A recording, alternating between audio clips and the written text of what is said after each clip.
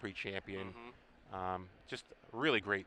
Not even more than a year, probably more like maybe like 18 months of success. He has done a really nice job of just carving out a really, really nice resume over the past 18 months. You see at Thoughtseizes where we're going to start here.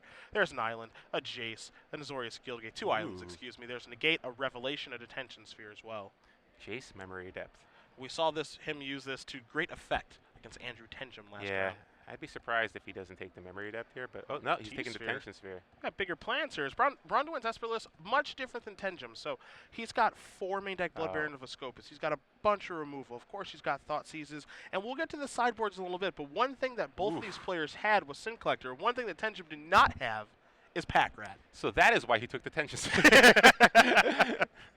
And we've seen Esper players start to incorporate the Pack Rat strategy in their sideboard. Of course, Braun-Duin, he won Grand Prix Louisville with Mono Black, so he is very familiar with the old Pack Rat.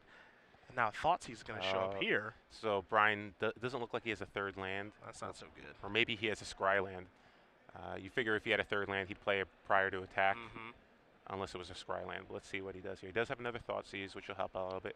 Now he can take that Memory up if he wants, or maybe he wants to take the Sphinx Relation. Either way, it's tough.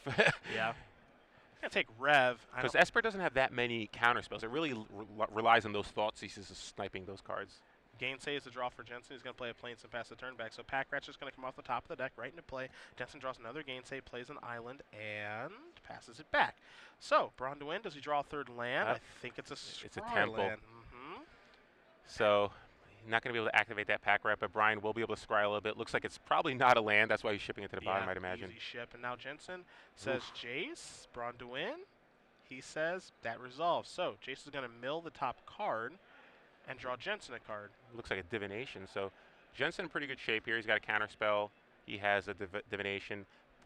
Again, you wonder whether or not he kept in the Supreme Verdicts. I think William probably knows Brian. Brian, this isn't a new deck. I mean, obviously the strategy of Pack Rat could be somewhat new, but I think William probably kept in a fair number of Supreme Verdicts just for this possibility. There's a D-Sphere. It's going to take care of Jace. The Rat's going to get in for 1. This is kind of, it's funny because I'm kind of replaying the same questions in my head from last match, as there's a Divination going to draw Jensen 2 cards. A counterspell, and a land. Is he going to leave in Verd in this matchup? Because we saw Tenjum win game 2 very, very quickly with an Elspeth and Aetherling and friends. And now you've got Pack Rat coming in here as well, so people are actually using creature strategies to combat the blue-white control deck after sideboard. How many counterspells does Jensen leave in? That's a very good question. So Jensen looks like he's going to take 1 here. He has a couple of counterspells. He's got Gainsay, Negate, Dissolve. Brian Braun-Duin only knows about the Negate, though. Yep. Yeah, he's got double Gainsay, he's got a Dissolve, and he's got a Negate in his hand. And now there is a Nightveil Spectre. So yeah, as you take a look here at Braun-Duin's sideboard, there are a lot of creatures here. He's got 4 Nightveil Spectre, he's got 3 Pack Rats, an Aetherling, 3 copies of Sin Collector, and then a Glare of Heresy and a Thoughtseize. Good draw there from Huey. He drew a Jace, Architect of Thought, so he's going to be able to cast that and still have counterspell mana up. Now, interesting thing here, where you saw Braun-Duin play that Nightveil Spectre and pass the turn, Zvi Moskowitz wrote an article about Pack Rat and the best way to go about using it in particular matchups and how he thinks that people aren't just simply activating it enough.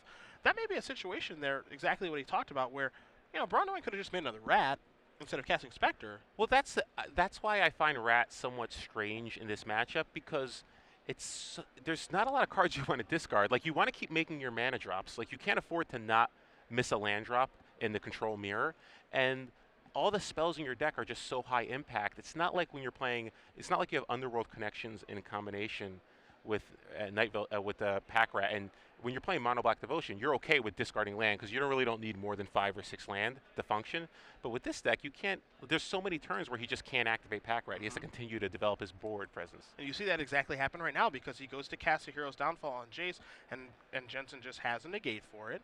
So he's fine making that 1-for-1 trade, and he's just got a low Pack Rat here. But what card is he comfortable just saying, yeah, throw away that counter spell or that removal spell, or what is he happy just discarding to make more Rats? So look what Huey has to do here. He has to 3 lands. He thought about maybe upticking it one more time, but now it looks like he's just gonna, because Brian could potentially draw a land, play a 6 land, and activate Rat twice and just kill the Jace this turn. Let's see if that's what happens. I'm not sure if he has a 6 land or not. But again, you'd have to go all in, which I think going all in on a Rat is okay, but not when your opponent has Detention Sphere and Supreme Verdict in his deck. So that's why Rat, I don't know, it just seems like an odd strategy against. I think it might be an okay card in the sideboard. Just not sure if I'd want it in this particular matchup. You see another time here where he could have made a rat, but he opts to cast a Jace, which gets countered. So he's not moving in on the rat strategy. It's just kind of there. And now Jensen draws a Supreme Verdict. Yeah. So fortunately for Braun-Duin, he did not move in on the rat strategy. As Jace is going to tick up, Jensen going to play a Plains and pass the turn back. So he's really going to try. He's hoping that Brian goes all in on the rat. Yeah, trying to reel him in now. Yeah. Yep. And the funny thing here, too, is because it just feels like, and he's going to discard now. He's going to discard Night Veil Spectre. And you were talking about him doing that. He should have done that maybe 5 turns ago. Yeah, I mean, but it's tough because, like, you can make an argument for not wanting to do that. And now Supreme Verdicts could come in. Yeah. It's going to clear out the rat and basically effectively clear out a rat and a Night Veil Spectre and pass the turn back. And now Braun-Duin has to deal with this Jace. Here's a land untapped. There's an Elspeth. Will this resolve? The answer is yes.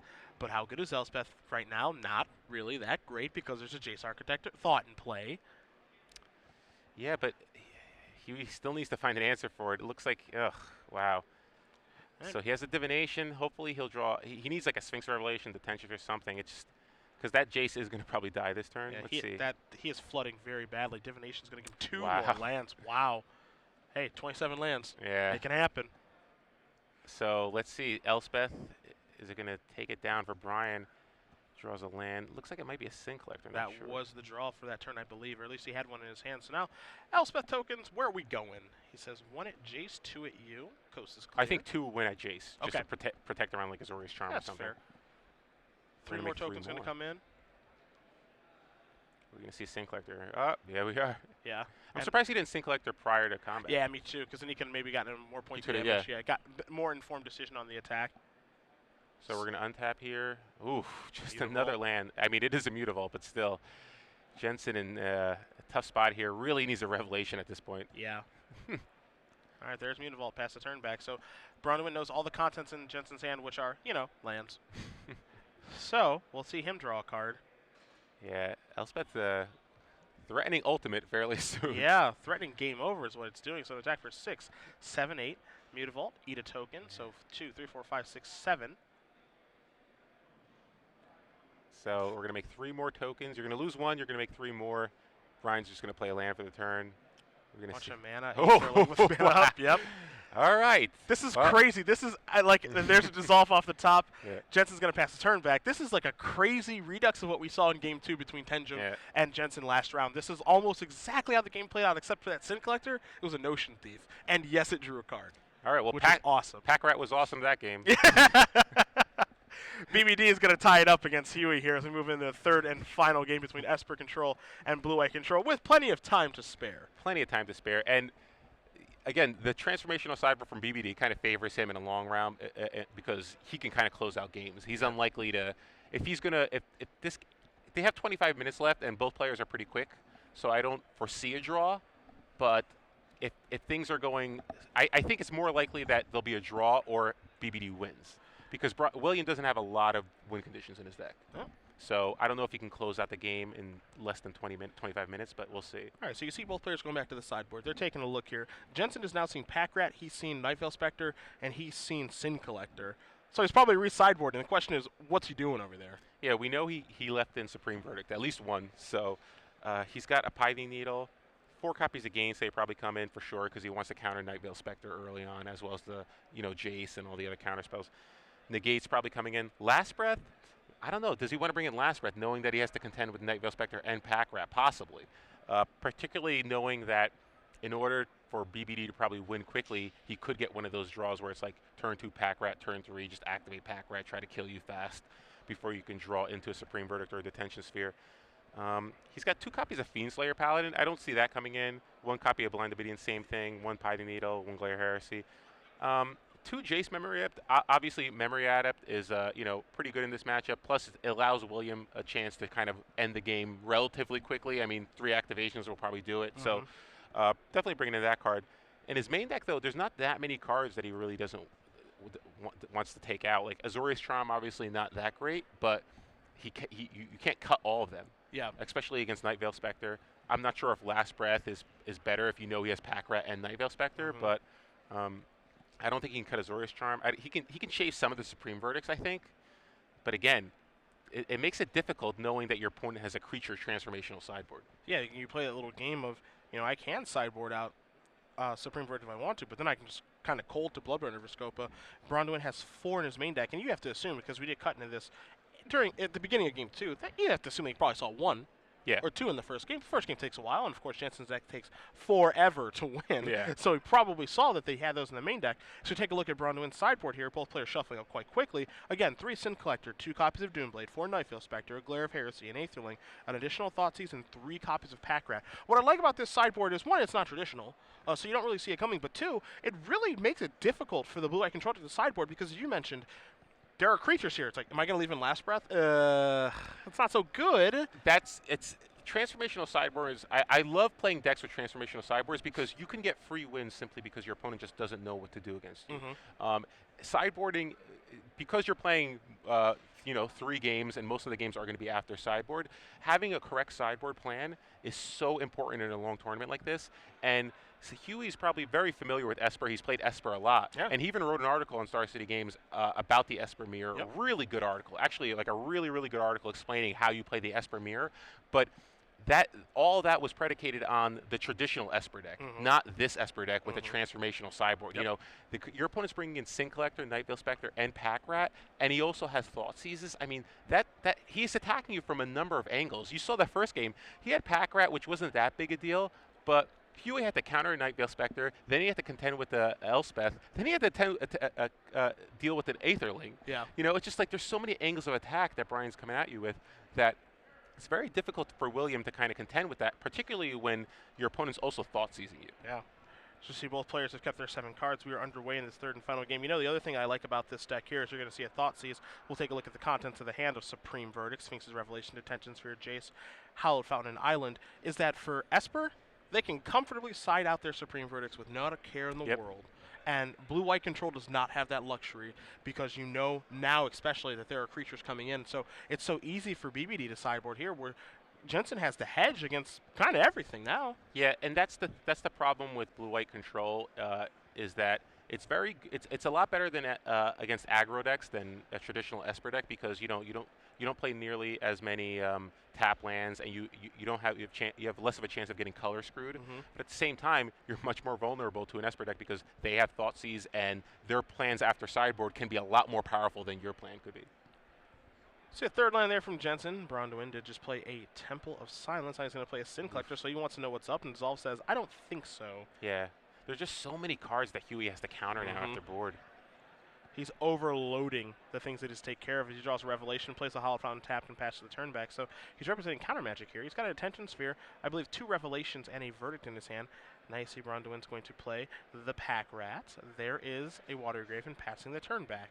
So now here's a mini game. Ooh, Pithing Needle. So Pithing Needle can make that Pack Rat pretty ineffective. But what to name? You Yeah. can name Pack Rat in the short term and take care of it. You can name Elspeth or Aetherling in the long term, or Jace, Architect of Thought, but then you have your own. So what exactly do you name with that card? Is now here comes the PR. So Huey missed his land drop. Pretty unfortunate because he just has that. He's a Sphinx of Revelation in his hand. For He's going to 1. just. He has to cast it for 1 now. Yeah. I think So that's like the last thing he drew a wants to Memory do. Adept. Does he have another land? No. No, he does not. So still without a 5th mana. Did draw an Azorius Charm. At this point, I think he needs to have some answer to the Pack Rat. Not sure. Okay, so he's going to cast it first, see what Brian does. If Brian responds by activating Pack Rat, he doesn't have to name it. He can name something else. And he knows that Brian knows that he has Detention Sphere Yeah. and Verdict in his hand. So he's going to name Elspeth Sun's Champion. So now it's Revelation time here for BBD. 2 cards, a Hallowed Fountain, and a Mystery card. Along with the draw step means he's going to get to see 3 fresh ones coming into this turn. And we've seen a lot of times in control matchups. You've been playing forever, so I'm sure you know this. First person to miss a land drop in this kind of matchup oftentimes loses. Yeah, it's tough to win the control mirrors when your opponent has as many cards as you and just up on land. And that's one of the reasons that I didn't quite understand the Pack Rat, because it's just you can't afford to miss land drops in this matchup. So if you're not discarding lands, you're discarding a high impact spell. Yeah. So now here's a Verdict, and BBD knew this was coming, so it looks like he's just like, okay, I need to power through this first Supreme Verdict. That's what Nightveil Spectre allows me to do. Here's a land. This might be a slam down of Aetherling, perhaps. Wow. Yes, Yeah, it is. The 1 Aetherling. Here it comes. That's, yeah, there's not many cards that he Pie Needle's obviously an answer to Aetherling, but I believe he named Elspeth with it. Yes, he so. did. And one of the things, too, is that, one of the things about the blue control deck, you speak to Andrew Cuneo about this, or Jensen, as here's a Jace Architect of Thought, going to turn over another Jason Azorius Charm and a Plains, going to be a 2 counters, is that they said they're comfortable playing against Aetherling because their deck really doesn't do anything. You gain a bunch of life, you Azorius Charm it, you elixir immortality, everything back in. You can actually, conveniently enough, be able to beat an active Aetherling and attack for 8 every turn and not kill you, but not when you're in this situation. Yeah. Huey's a little far behind here. I'm not sure if it's going to be able to contend with an active Aetherling at this point. Although, he can get a couple more activations with Jace. He has Azorius Charm to sort of fog for the turn. So let's see if Huey can muster some sort of action here. He's got that Memory Adept. So basically, if Huey can maybe get a couple of activations of Memory Adept going and just keep fogging the Aetherling, the problem is that there's just only so many Azorius Charms that you can draw. And we haven't even mentioned how Sin Collector or Thoughtseize can break up that plan. As exactly. Now here's a Thoughtseize. Excuse me, here is an Azorius Charm to stop Aetherling for the moment. Let's see if BBD has any discard here. So it looks like we're going to have 4 mana for a Jace, Architect of Thought of his own, putting further pressure on Huey now. Let's get 10 with an Aetherling and an active Jace. So that's going to go up, oddly enough. I guess, so it doesn't die to Mutavault. Yeah, Mutavault is ideal. And back comes Aetherling and pass the turn back. Now, one thing about Aetherling, in case you guys are wondering at home, you can't really miss that trigger. Yeah. So you're going to be okay. As Jace is going to get cashed in for 1, 2, and 3 cards. Divination and 2 lands. Pretty easy chop there. So yeah, Huey's plan here is probably going to be around trying to get a couple of activation of the Memory Depth going, but it's not sure how. He doesn't have. I don't know if he has another Azorius Charm in his hand or not. He might have to just cast Divination here. No, he's going to try Detention Sphere. Looks like he's Detention for the Jace. Okay. And cast a Divination. Yep. So he's going to draw 2 cards, hit 1, hit 2. Azorius Skillgate coming to play and pass. So he's going to take 1 on the chin this turn, but he's trying to get those things that can put Braun-Duin further ahead off the table and then try to eventually beat an Aetherling. It's going to be tough to do, but you have to have a plan and try to carry it out. Yeah, and he's got a plan. He knows what he has to do in order to win this game. The problem is that Brian has 2 Detention Spheres in his hand, so it's going to make the Jace activate fog turn plan very difficult. Yeah. Aetherling's going to come across for 8. Going to put Jensen down to 11. He draws an island for his turn. I'd imagine we're going to see another Divination here. Or no, we're just going to go with Jace right now. He says, "Is that okay?" The answer looks to be yes. So up and draw. Bye-bye Revelation. Into hand goes Syncopate. There's an island, 3 mana. He's just digging Divination. here. Okay, so he's more than happy letting his Jace die at this point. And I kind of like this too because what this does, because he has Elixir Immortality in his deck, means that his Jace isn't gone forever, number 1, unless it gets sphered. But number 2, it kind of gives Braun-Duin the option to make a mistake here. Because what's important, what's not important. You really got to have a really good understanding of this matchup. And, you know Jensen has a lot of cards in his hand, so what does he care about? What doesn't he care about? Yeah, he might just try to close this game out and attack Huey for 8 here. So here's 3. So he's going to sphere this. So interesting choice here. He's going to sphere it and then attack Huey down to 3. So Jensen will go down to 3 from an 8-point Aetherling hit. And BBD passes the turn back with a couple blue mana open to save his Aetherling. Azorius Charm will act as a fog right now, but the fog plan isn't as good without the Jace Memory Adept in play. Yeah, and I don't know if Huey has any more card draw. Or are we going to cast Sphinx of Revelation? All right, it's the main phase rev. So that's for 5. I think it's for 6. For 6, yeah. No, if it was for 5, he'd be dead. So it's definitely for 6. So he's going to be able to stay alive even if BBD activates the Aetherling all the way. And you see he cast it right now so that the Zolve can't come into play. He couldn't beat a Gainsayer Negate anyway at this point. So he goes up to 9, which means the attack, assuming BBD goes all in, would put Jensen down to 1. So he's giving himself a shot. And I think BBD just has another Detention Sphere in his hand. Oh, draws an Elspeth. Elspeth, but needles on it. But needles on it. Oh, that's right. So not a big deal. There's a Pie Needle on Elspeth. So effectively, I think he just had. Oh, and an Architect. Okay. Well, he's got 1 Planeswalker that'll matter. So you just turn over a Hallowed Fountain, a Watery Grave, and a Thoughtseize. Yep, that's the easy take. And Mutavault can take out that Jace Architect of Thought. But actually, no, BBD will be able to blink out his Aetherling and get back. So. If he so chooses. Yeah. So now here's a Thoughtseize. Let's see the grip. There's a Rev. You see him just hand it over. He's got a Yep. syncopate. Got to take this Sphinx of Revelation. Looks like there's an Azorius Charm in his hand, the Tension Sphere, and a Syncopate, and bet you land. So nothing too important here. Again, Aetherling can get in for some amount of damage. It doesn't have to be 8 this go around. More than comfortable dealing 4 and then attacking for 5 the next turn. Because a couple of lands up there at the top. Well, he doesn't have a lot of blue mana. I don't think he can afford to. Yeah, because he has 2. He only has 2. He has 2 blue mana. Okay. So you can attack for 4, maybe. I mean, he does just take a look at Jensen's hand too, so he knows he doesn't really have an answer. But if he pumps Max, he's going to lose his Jace. That's the problem. Yeah. I don't think he can pump all the way. Yeah, he's just going to go for 2. He's going to deal 6, put Jensen down at 3. You see, he was trying to figure out exactly how much he can jockey for and deal. Yeah, so, wow, let's see here. Huey can actually attack and kill the Jace right here. Looks like that's exactly where he goes, yep. So Jace bites the dust. And don't forget, he has his Azorius Charm, so Azorius Charm acts as a fog. There's a Mutavault, pass the turn back. Boy, he's trying. BPD is at 12. Yeah. 3 hits with those 2 Mutavaults will end the game. So let's see if Huey can draw another Sphinx of Revelation to help his cause out a little bit. He says activate Mutavault. BPD says unblockable. All right, so there's that. All right, get that out of here. Mutavault has a tough time attacking through Aetherling. That's true. All right, so that's Huey's back. doing his best. Best to kind of stay in this one. Draws a Plains. Just draws another land. And that is going to do it. Braun-Duin does defeat William Huey Jensen 2-1. Wins the sideboard and wins Esper Control 4-0. Jensen moves down to 3-1. You see both players talking it over. These guys played at the Invitational in the top 8 last time we were in Indianapolis, so they're very familiar with each other.